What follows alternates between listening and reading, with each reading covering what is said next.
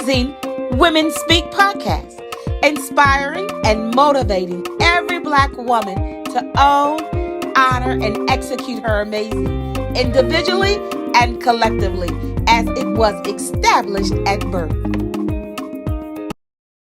Welcome to the show on this dreary Sunday evening. Thank you all for joining us. I am Crystal Gunn, financial strategist, founder of the Amazing Women Network, and host of Amazing Women Speak. I'm pretty excited about this show today. We're going to get down into unpacking some more bullshit, if you will. But before we get started, let's see who we have with us today. Good evening and welcome back for another edition, as the BFF said, to unpack some more bullshit. I'm excited to be here in this space with you all. My name is Michelle Harper. I am the owner and operator of Agency Fitness, where we invite you and challenge you to own your agency without apology. Excited to have another voice in the room tonight. Please, Faja, come on in and introduce yourself. Hello, everybody. Happy Sunday on a Jury Sunday. I am Faja Strong, jack of all trade, master of all of them, I guess you could say. Come on. But in terms of my professional roles, project management and data analyst. And I'm here to talk about the bullshit. All right. I love it. So before we get into this, let's frame this up just a little bit. So often we hear people say, you have to be humble, or someone does an acceptance speech and they talk about, thank you, but they also talk about how humble they are. And I started to pay attention and was like, what is this thing with us proclaiming to be so humble, and why is it? And I'm a firm believer in what you say and how you say it impacts your life, right? And so if you know me, you know I'm a lover of words. So let's start this off with the definition of humble, and you'll understand, or you'll start to understand, why I think we should claim a whole lot of things, but humble isn't one of them. And so if we look at dictionary.com, says the definition of humble is not proud or arrogant, modest, having a feeling of insignificance, inferiority, subservience, low rank, importance, status, quality. As a verb, it's to lower in condition, importance, or dignity, to destroy the independence, power, or will of. And then the Cambridge definition is not proud or not believing that you are important, poor or of a low social rank, ordinary, not special, or very important. I don't claim none of that. Like, my whole bunch of stuff, but humble is definitely not one of them. But before we kick this conversation off, just want to talk about the sponsor so that I don't forget. Again, it is the Amazing Woman Network, and it's I have on our signature shirt today. I'm going to post the link. Please go shop in the comments in a minute. But everything in our retail line is for the person that's wearing it and the person that sees them wearing it. It's a reminder of just how amazing you are. Right. And absolutely not humble. Right.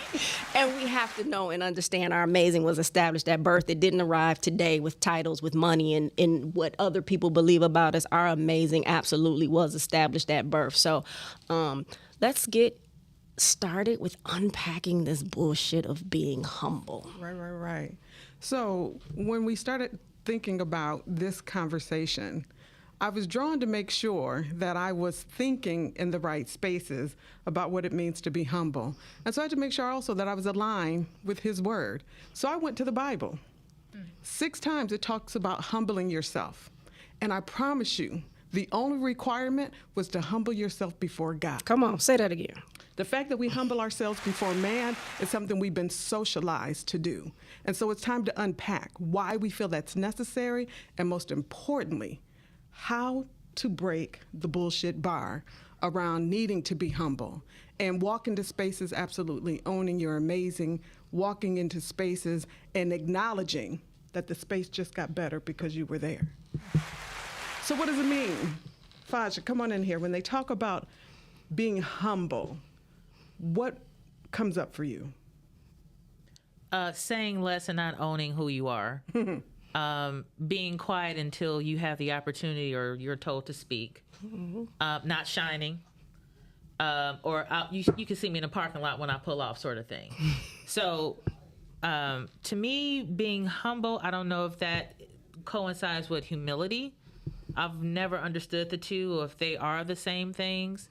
And then from my perspective about being humble is how we're supposed to be Midwesterners and we're not supposed to have this bravado. But I never understood why we should not have bravado if that is who we are. I never understood that. It's literally when I found out we were talking about this, I didn't even know where to begin to even try to process how to break this down. My thing is, are we now genetically coded with this bullshit mechanism in our DNA? 100%. So do we start? Okay, so I just throw a plate of spaghetti at the wall and start there? Sure. Do it. Okay. Well, I'm down with that. I'm down with that. And then also being humble, you may miss out on opportunities that can change your life and your families just by being humble, because that's what we were told to do. Right? In our community as well. Correct, right? So in so many spaces, we see our counterparts, and especially men, they'll walk into a space with no knowledge, no experience, and own the room, right? Like with full entitlement. And we, especially as Black women, feel like we have to have all of the knowledge, all of the answers, all of the resources before we'll even lean in at the table, right? Like if we get bold enough to even sit at the table, we'll sit back and wait to be invited in, right? That's that humble bullshit. That's it. That will make you feel less than in your own space where you know, right, that you've got the answers, the resources, the knowledge to get it done. And yet we've been socialized into our silence. And I don't think, I do want to say this part. I don't think that people are being humble because they're insecure. I think it's the socialization that has been passed down from generation to generation. Because remember, there were times where you couldn't look your counterparts in the eye. You couldn't speak. You know, it was, we need you to be seen and not heard. Right. Right. And so I again don't think it's, someone just is insecure about who they are, but it's that socialization of, shh, you got to wait until someone asks you to speak, or you can't. There's also a thing that people think, and I'm sure someone out there is saying it, arrogance is not the opposite of humble. Right. Right. So I can say, I'm dope, like I'm amazing, and it doesn't mean I'm arrogant. If I've done this thing, if I've created this thing, if I know, there's this whole thing on social media talking about know your worth. But if I know my worth, am I then gonna be humble with it? I'm not being arrogant with it, but I know how dope I am. Why is it that I just absolutely can't say that? Right. So what are the spaces that you show up where you've recognized that being humble in this moment isn't going to serve my worth, isn't going to serve my legacy? What are those spaces? Work, my job, career. Being a Black woman in corporate America, attempting or being successful at climbing a ladder is a chore. I have been in situations where I know I'm way more qualified than my superior. And I'm like, how in the world, how did you get here? How did you get How here? did you get here? Like, seriously, what you do to get here? Okay, and when you are trying to articulate how to possibly handle something from a different perspective or my experience, you're like punished for that. I hate to say that word, not to be so dramatic, but it's difficult being the smartest person in the room and you have to be humble. It's painful.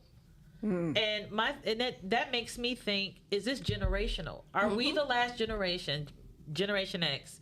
Because we do exist. Are we the last to be like this? Because we are a spinoff of our parents and their parents, the silent generation, boomers who had to deal with racism, colorism, black women. We're one of the first. We're like really benefiting from what our parents did, because some of our parents stayed at home. My mother was a working mother, and then of course I went into the workforce. But we were told to be humble. We were told to wait. We were told your chance will come, which is absolutely mind-blowing. So I think we start with, by teaching, spreading the word, and ending the suffering of being humble. Because, wow, it is some bullshit. It is some bullshit. Definitely. So I think for me, my space is work. Okay. Yeah. So we all have a story, right, around that. So Facebook, we invite you into the conversation. Drop your thoughts into the chat. If you have questions, we absolutely will respond to them. It is important to pay attention to the ways that you're showing up and the ways that you are holding on to the very thing that could be a game changer for whatever project you're on, but most importantly for yourself. Taking that risk, recognizing that being humble is the opposite thing of what you want to do. None of us woke up today to be average. And when we continue to sit in silence and sit and refuse to allow your greatness into the space because somebody told you needed to wait. No, my friend, the world needs more of what you have. And acting as if we need to be humble is not the answer. What do you miss out on, too, because you are showing up with this humble and meek spirit? What do you miss out on? Like, the opportunity, the promotion, the gig, the raise. And it's not necessarily all about monetary True. money or status or position. What about life lessons? Right. What about taking a trip? You could have missed out on the trip to Fiji or Micronesia, or just learning how to tie your shoe differently, or meeting someone new, expanding your network, because you do not want to feel like you are. Another reason why I think we humble ourselves is because we don't want to seem like we're bragging. We don't want to come across as we're, oh, she thinks she. Like, that was a mantra for a lot of us. Oh, she thinks she. So we kowtow to that. Correct. And we put ourselves in a position where we feel like we do not deserve it, as opposed to we actually do deserve it. And what I've also been seeing in the social media sphere is, it is not my fault that you're uncomfortable with my greatness. Absolutely. Or you're basic. So you're saying I'm extra because you're basic. And that resonates with me. We can go all the way back to, middle school. I was the extra girl in the room, but I didn't know that it was okay to be the extra girl in the room because of the wardrobe or what my mama put on my back, or the confidence I had because I drew a better rose in sixth grade art than you did. I mean, little things like that stick with you, that you don't have the language to comprehend, or we don't have the conversation. Black women rarely have the conversation of being the greatest or being great or celebrating our greatness at this level with the word bullshit. Hello. With the word bullshit. And you brought that thing up about, and you did it so well, oh, she thinks she, right? And I remember being at Michigan State, and the other chick said about us, right? Oh, they just think they. And I'll never forget, our homeboys was like, no, y'all just think they. It's not them. Like, they cool. It's y'all that got a problem with them. And it's that thing, and it's like, sit at a table full of winners, and that way what you have done and accomplished doesn't seem like you're bragging when you talk about it. So it's just like, my daughter asked about what the show was going to be about. And when I told her, she said, And then I read her the definition of humble, and she was like, oh yeah, no, I'm not that. And I'm like, exactly. Because we didn't raise her to be humble. Speak your truth. I think also part of that being humble, you don't speak your truth in a lot of places. But we can be graceful. That's where it comes in at. We don't have to be humble, but be tactful. Oh, for sure. Be graceful. And take the opportunity to educate the person without scolding them. Because how do you translate that? We keep Right. coming back to this point right here. How do you translate not dealing with the bullshit or the word humble? And it's like now I don't care for the word right now. You know what I'm saying? Now that I'm getting into it, I don't care for the word. It's like a real evolution going on right now. I love it. Yeah, I 'cause absolutely that's love it. exactly why we do and have these shows. So I For want that to write evolution. in a voice from Facebook. Even better, not calling out corporate America when our ideas are executed without our recognition. Just being humble by being part of the team is that bullshit, It right? is. Oh wow! Right? Yes, that team factor, Right. that team quoting TQ. It's some bullshit. Yeah, you got to be a part of the team. Why?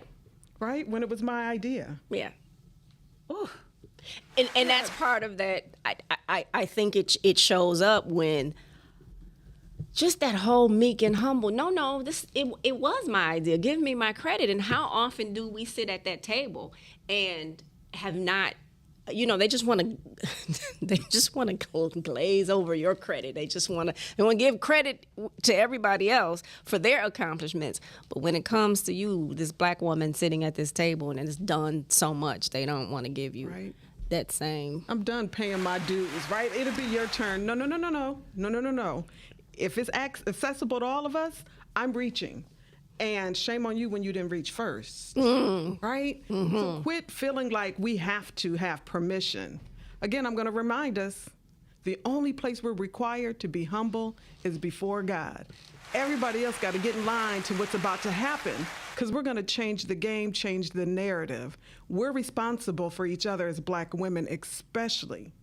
And if I'm not role modeling what it's like to show up and set that thing called humble aside and demonstrate what it is to use my power and my ability to shift a room, shame on me. I pay attention to legacy before anything else, before wealth, before fame. It's got to be, I'm thinking about legacy and making sure that when my daughters show up in a space, they feel empowered, emboldened, required. Leverage.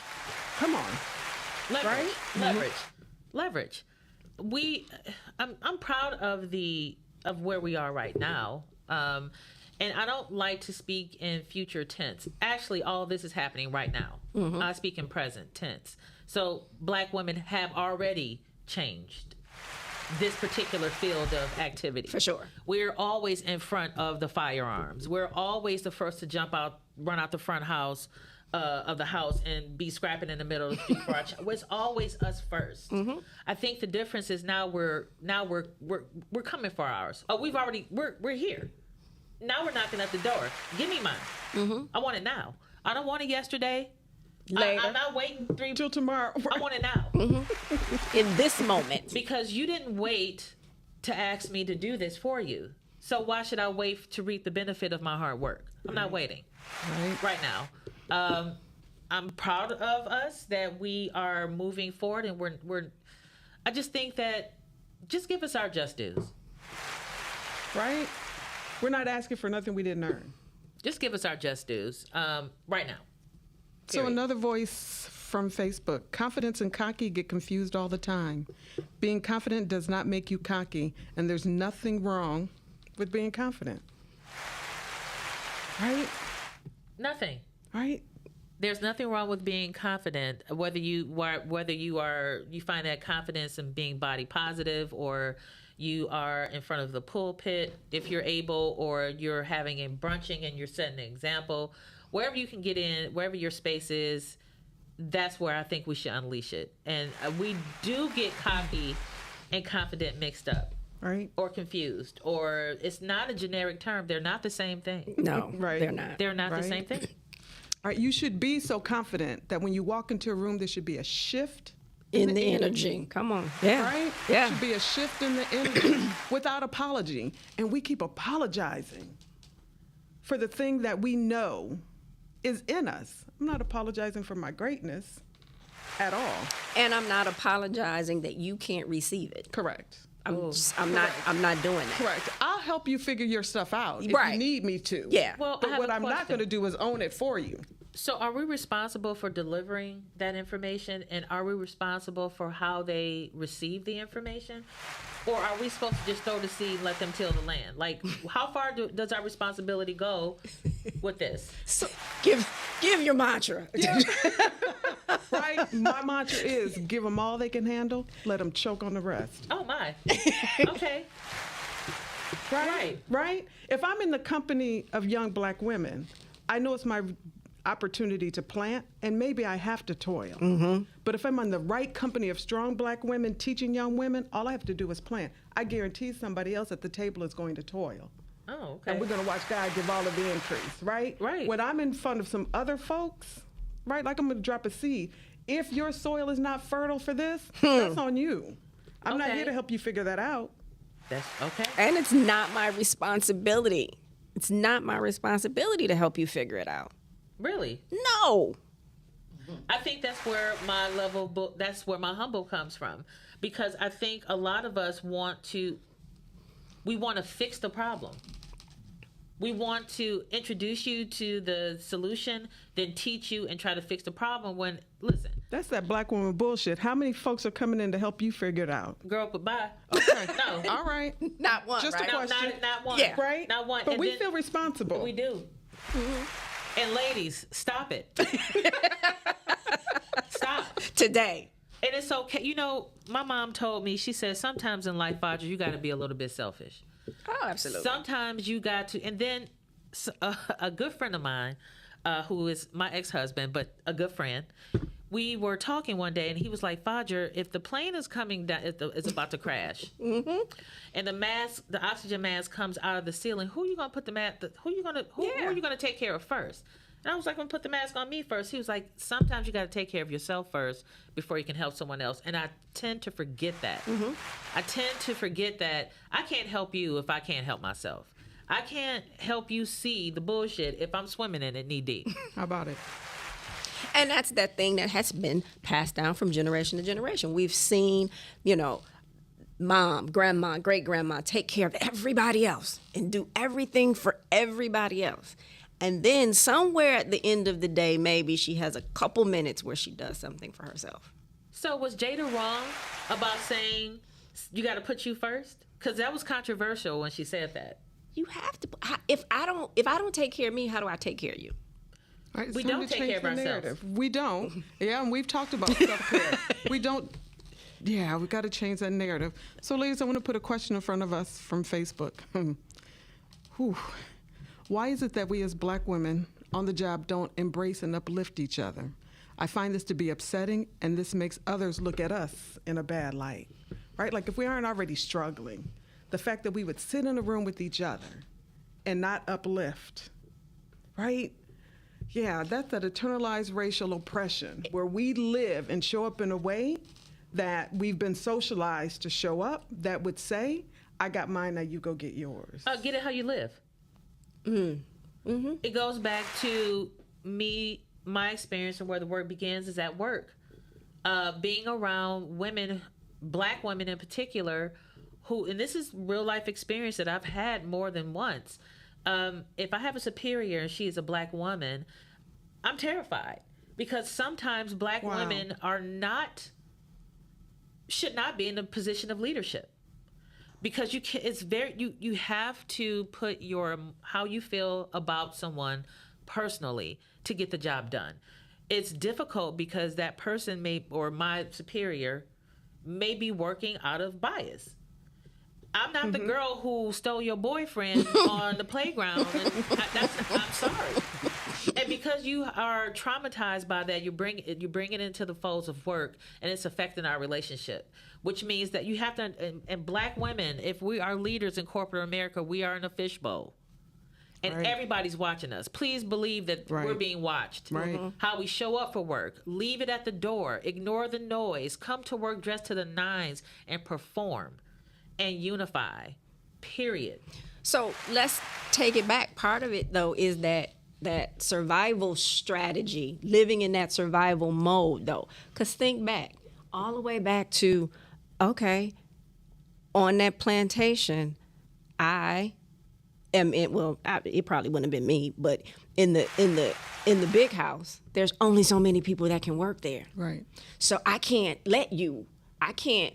befriend you because you might get my position. So it's the same thing in corporate America. We know we're gonna only have so many people in management that look like us. So you're gonna have those that says, I'm gonna open the door and I'm gonna hold it open for everybody that comes in and looks like me. But then you're gonna have those who say, well, wait a minute, I see your greatness. I don't want you to get my job. Right. So then I have to Right. suppress you, keep you down. Oh, they all right. They not that great. And that's that bullshit. That's that bullshit, right? So if you are a black woman out there in corporate America, I don't know, you don't even have to be in corporate America. If you sit in a decision-making seat of any kind, owning your own business, it is your responsibility It is. to make space for the next black woman. If you are not, the only thing you've done is made a space for somebody else who will not Make space. for you. Right? Right. And in a heartbeat would kick you out of your space. Or thrown under the bus, as we say. Yeah. Right? Yeah. Or constantly remind you that they gave you that seat. Ladies, we have to change the narrative around that. We are living in times where we could really seize an opportunity, right? The more times we have these kind of conversations, the more times we help write the language that changed the narrative. We get one step closer. And sometimes it feels like that's a really small step, but progress moves forward at all levels of progression. And so we just have to pay attention to that. If you're one of those, stop it. If you have not made space, if you not have embraced, uplifted, and help another black woman shine, stop it.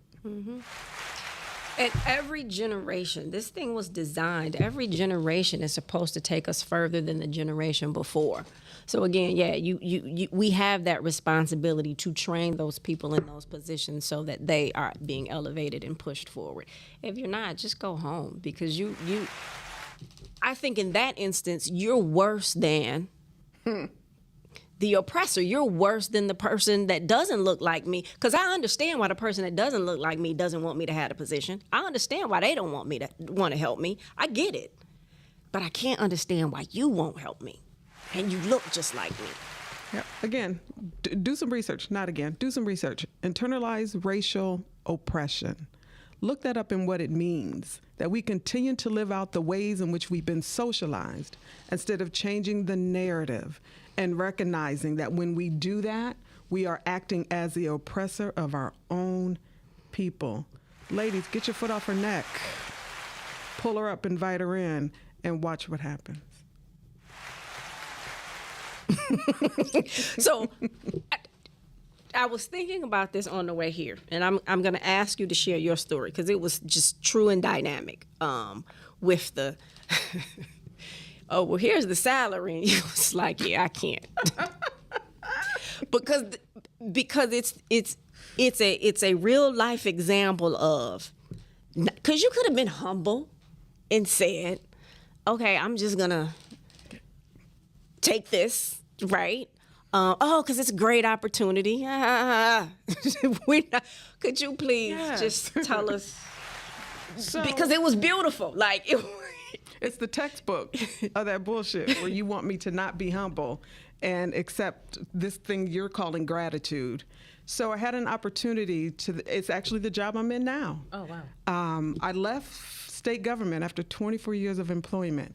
And this was a really lengthy job process, right? And I wasn't unhappy with my job. I loved the work that I was doing.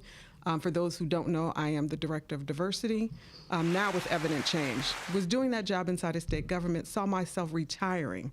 I got an invite to apply for this job. Wasn't looking for it.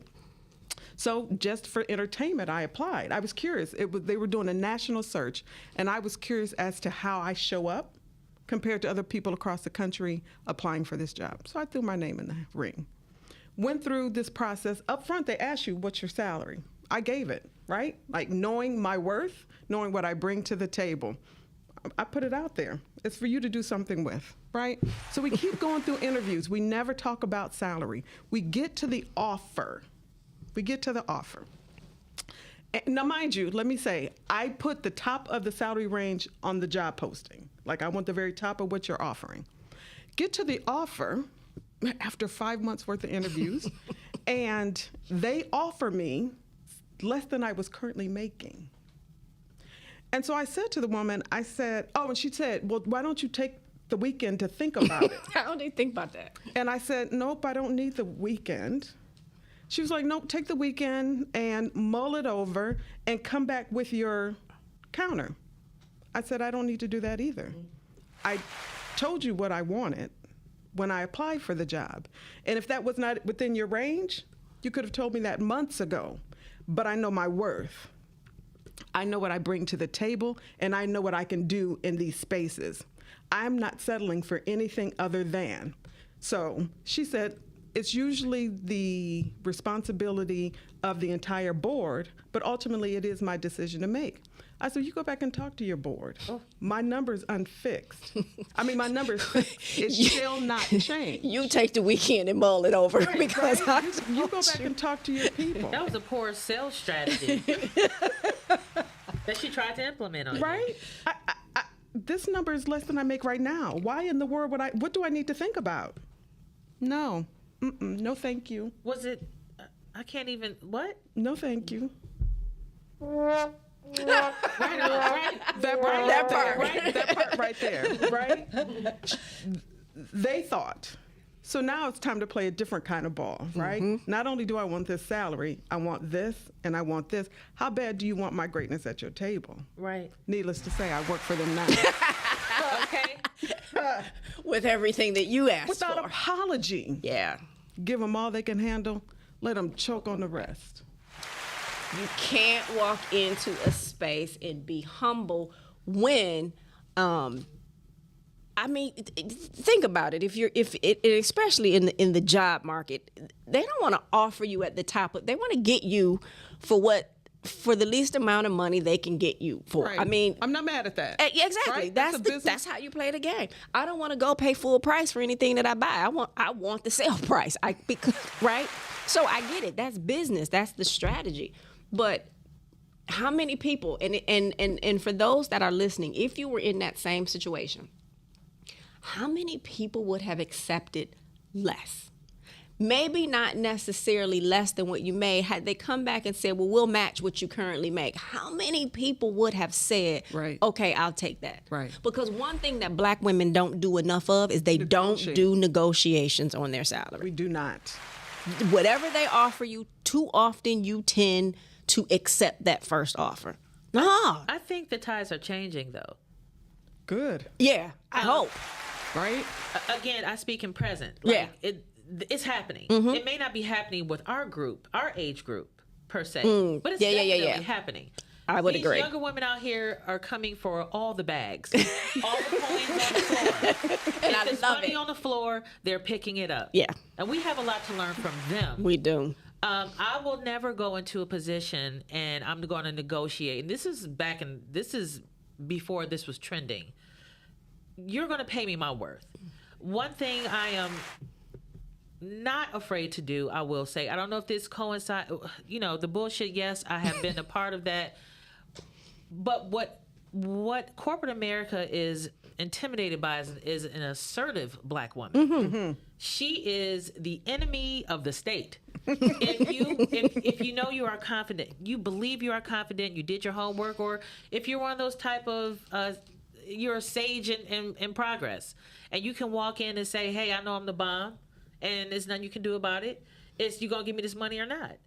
It's so interesting how we can go in and negotiate a hookup from your friend that owns a business.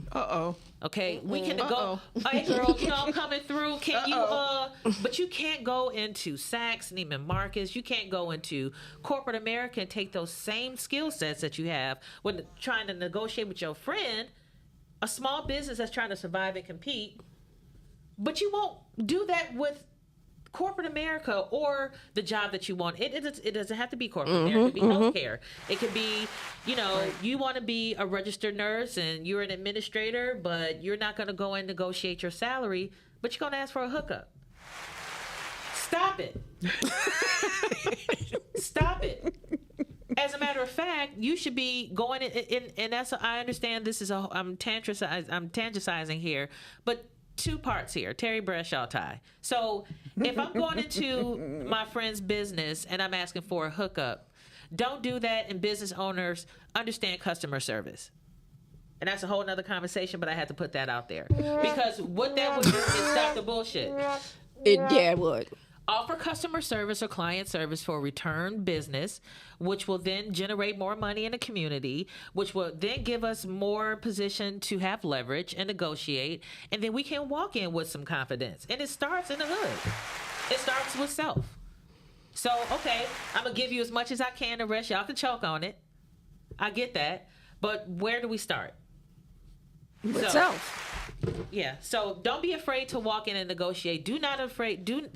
Black women in particular, do not be afraid of your talents and your gift, and be assertive. If something is on fire, then fire. Call it what it is, and stand in your truth, and don't be afraid, and don't settle for less, because we do that a lot, and I'm sick of that. So we have a Facebook, someone on Facebook who's real good at this. She recognizes this was more than just the monetary coin, right? She was like, her last negotiation was great. She got salary, equipment, vacation, vehicles, and credit cards. Come on. That's right. Right? That's right. Right? Because it's When you know the available. They got it. Somebody else got that same package. They just didn't offer it to you. Right. So go in and ask for it. Go in and ask for Stop it. thinking you don't deserve. Say that again. Isn't that simple, though? It is just that simple. Closed mouths don't get fed, and no never killed anyone. And no eventually means yes, somewhere else. Somewhere else. And like you said, this younger generation, they get it. They're like, yeah, I'm done with you. I'm going over here because over here is offering me, right?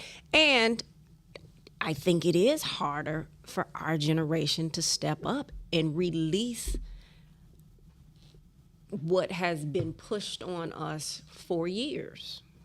I think it's difficult. I know even for me, it took me a while to speak to and stand in my gifts. Like I say it now, like I'm super dope. Like I don't have any problem with it now, but there was a time when I was like, okay, I have these gifts and these talents, but do I just go out there and say that I have these gifts and talents, or do I just let people see them, or do they see? It was that whole back and forth. So I think for some, there's a process that you have to step up and step into your greatness and own it. You gotta absolutely own your amazing. Yeah, the storm that happened when you said it and the world acknowledged it at the same time. Right? Never allow somebody else to see the greatness in you that you aren't willing to own and operate from.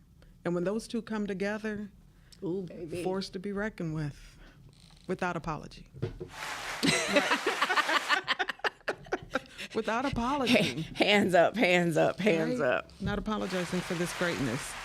So when you start to think about the messaging, right, in your community, with family, on our jobs, how do we encourage others to live into that? How do we give them words to try it on, right? Because it's that first time that really feels sometimes paralyzing. Like you feel like you've got to do this balancing act. And we always will tilt to the side of silence and practicing humility and being humble before we'll reach. What's the conversation like? Start the conversation where you are, like we're starting the conversation where we are. Mm-hmm. It's like, again, it's just so easy to talk about trivial things when it's just as easy to talk about and make it exciting about being great, about loving, self-love, about understanding your value, your power, your input, and being graceful about it. We can sit down and kowtow and gossip and give the tea about everything else. I don't see why we can't apply that same emotion or strategy to what we're talking about with other women. And right. Again, I think that we are doing that. It's just the numbers need to be greater. We can't stop. The key is just being consistent. That's the key to me. Right. It's consistency. Let's just keep talking about it until it's just it's nothing to talk about it. I mean, it's not that hard to talk about anymore because we talk about it so much, and because we're consistent. And check your tribe. If those Absolutely. that are closest to you aren't speaking life into you, stop speaking to them so much. Right? It's just like I'm gonna tell you how great and how dope I think you are. I'm definitely going to do that. But if you're doing that and pouring that into someone else, and they just cannot wrap their head around being able to pour that into you, But the teacher will show up when you're ready. absolutely, We the teacher don't always appears when the have to student's give ready. up on our friends. We can park them, For sure. but we don't have to give up on them. And I agree that where's our level of accountability? So accountability It's a with fine self, line. or Fine line, we're right. You're okay, so if I'm coming to you and I'm saying, hey, sis, ABC 1, 2, 3, I am being accountable for myself. I am taking some of my energy and I'm going to pour it into you. now what's my responsibility in that? Hopefully, hopefully, No, if you were saying that to me, you did what you were supposed to do. Right. Now what's my responsibility? to take it and run with it. Right. And if you And don't, when she doesn't, you're gonna have to get parked. Because again, that lesson will come up when you're ready. When you're ready. When you're ready, You planted the seed. right? But I'm not gonna till the land. no, I'm gonna go ahead and park you right over there. right? Yeah. Somebody else will come along. Because somebody will come along. Somebody once said to me, this was some years ago, and this was actually a guy, but and it was this very type of conversation. And I said, well, what do you do with those people? And he said, they're my drinking buddies. He said, I know I'll come around in 6 months. We'll have drinks. They'll be in the same place. And he was like, I don't throw them away, but we can't do business. We can't grow together because they want to be right there.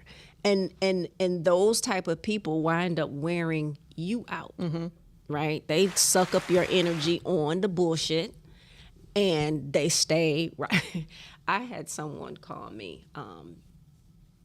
This has almost been for 2 years. If you call me and you ask me, I'm gonna plug you. I'm gonna whatever it is. I'm gonna talk you off the ledge. I'm gonna give you the ideas. It's just who I am, right?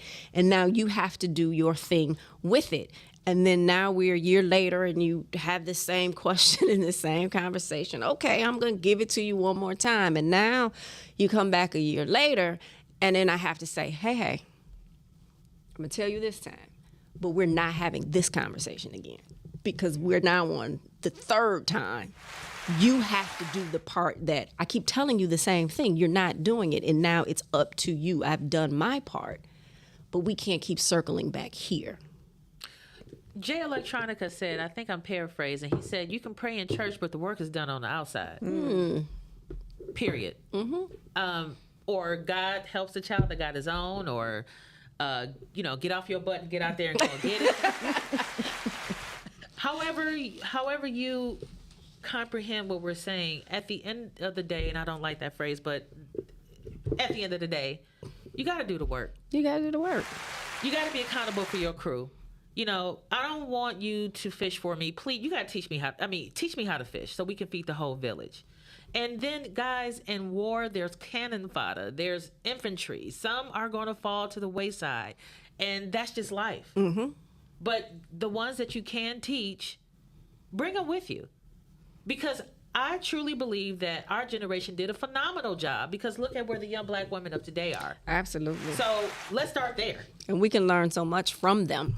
Let's start there. As opposed to, I see a lot of not so much our generation, but the generation before us trying to correct the generations that have come after us. Ooh.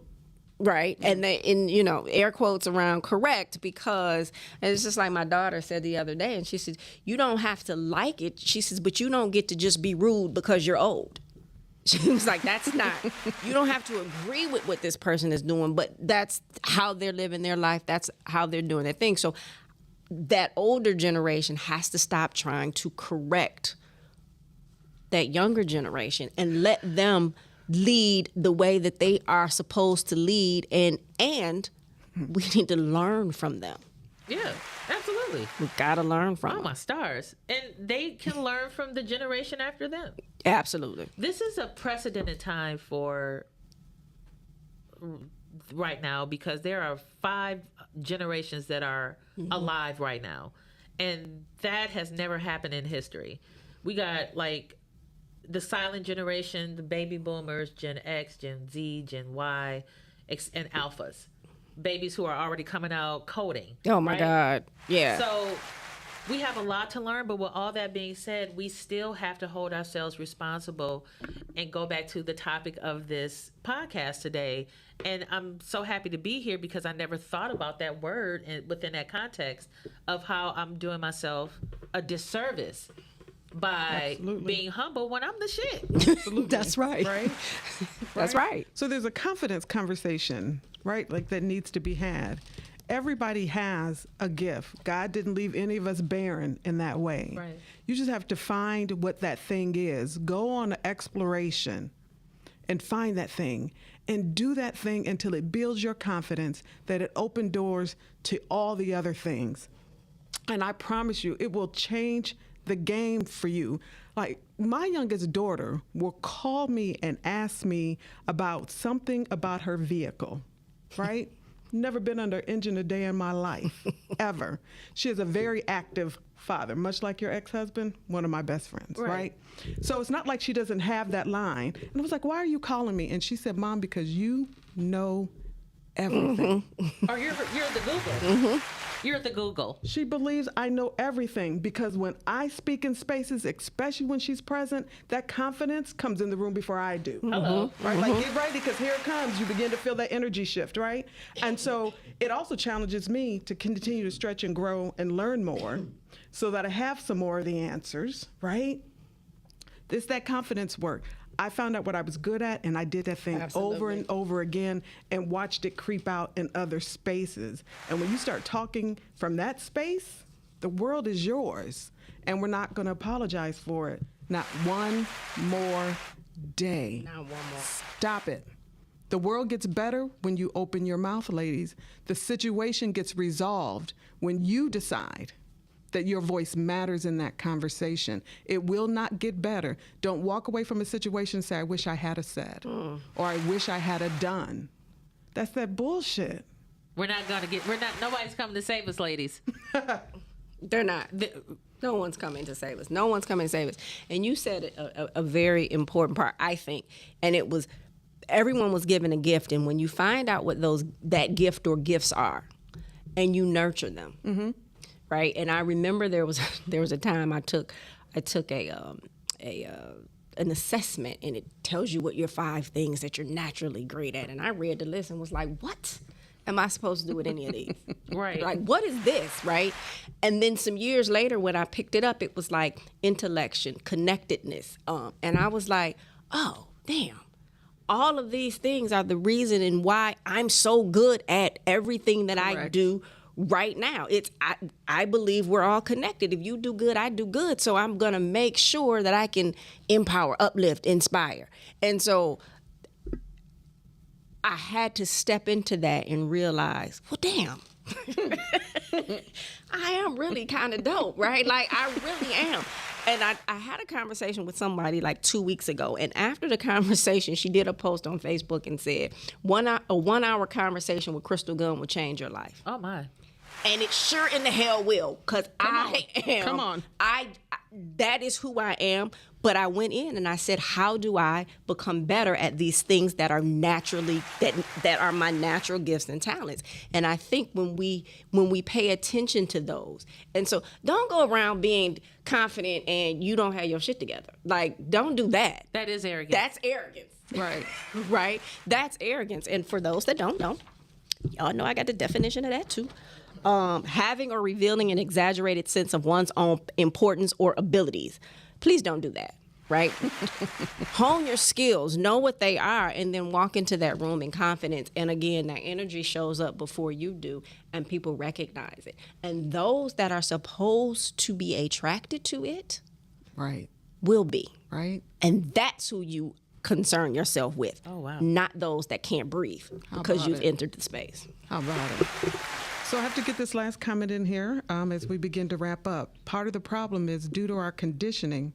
Some sisters, not sisters, come on now, are quick to assume an ulterior motive when another sister offers support or pays a compliment. Mindset is everything, right? Don't be that girl. And self-hate is can't. real. Oh, absolutely. Look yourselves in a mirror. Don't be afraid to look yourself in the face and get real with yourself. You have to get real with yourself because you do not want to be that person that everybody knows who you are, but you don't know who you are. Right. So Right. look in the mirror and deal with it. Deal with the ugly, deal with the uncomfortable, deal with the low self-esteem. We don't have time for that anymore. You will get dropped off and nobody's coming to pick you back up because that's where we are right now. But I say that with love. Absolutely. Right. Accept the compliment. Accept the compliment. And Right. give the compliment. And give it. Because when you start to give them, I love it. I love doing that. yeah, when you start to give them and you see somebody, to people that you don't know, like give the compliment. They have on something that you like, tell them how beautiful they are. It is a wonderful and freeing thing. right. is. Yeah. It costs you how much? Nothing. Right. Costs But you you'll nothing. gain, But you'll gain everything. everything. Yeah. Well, that's right. You will gain everything. So I thank you. I do have one last question for you. Growing up in the household in which you grew up in, how did, and now you look back on this whole thing about being humble, like, what would your dad say? Ooh. Right. I don't even like. He would really say, "Stop the bullshit." You know, you're better than that. I honestly think my father would tell me that because of what I come from, because it is expected of me to know where I come from and never forget who I am. So he'll be like, "Fadja, get off that bullshit." That's That's exactly what my dad would say. That was a great question. What would Aaron say? Ooh, where is Miles with that roll of toilet paper towel for the tears? So anybody that knows me knows I'm absolutely a daddy's girl. And him not being here has forever changed my life. It upped my game to make sure that all of the spaces that I was in, that little Aaron, as he would call me from time to time, folks in that space would know that I have been there, right? Like, that's important to me, that I know that he's proud in all of the things that I've done and all of the ways that I've showed up. Baby girl, just getting started. Just getting started. Yeah. That's right. So in the room of compliments, I need to give you this one. Uh-oh. Because of you, Crystal, I am accepting I am dope and amazing. Right? Yes, you are. I absolutely love it. And every day that a woman realizes how dope and amazing she is, I have done my job every single time. How about it? I have done my job. And you have done it many times, my friend. And I think we all believe and all know all of humanity flows from a black woman. Hello. I'm just going to Come leave on. it at that. Right. And there's a good place to leave that. Absolutely. So thank you so much for joining us today. This conversation was absolutely wonderful. I hope there is someone who didn't comment, however, they still owned their amazing today. I am Crystal Gunn. I'm a black woman, and I own my amazing. Thank you again for joining us tonight. Thank you again one more time for being obedient Yes. to what you've been called to do. Lives get better when you're in the space. Ladies, forever, give them all they can handle. Let them choke on the rest. My name is Michelle Harper. I am a black woman, and I absolutely own my amazing. How do you follow that? So, ladies, thank you for both having me here. I am honored. Thank you so much. I'm taking home a lesson learned, and I'm going to spread the word. I'm going to plant the seed. Yes. And then those who are ready to toil, get your tools out and get ready. How about it? Those who are not ready, stand in line, go sit down, and when the bus comes back around, we'll come back and get you if the bus is coming. My name is Fadja Strong. I am a black woman, and I own my amazing. Thank you so much for having me. Thank you. Enjoy. The Amazing Women Speak podcast, inspiring and motivating every Black woman to own, honor, and execute her amazing, individually and collectively, as it was established at birth.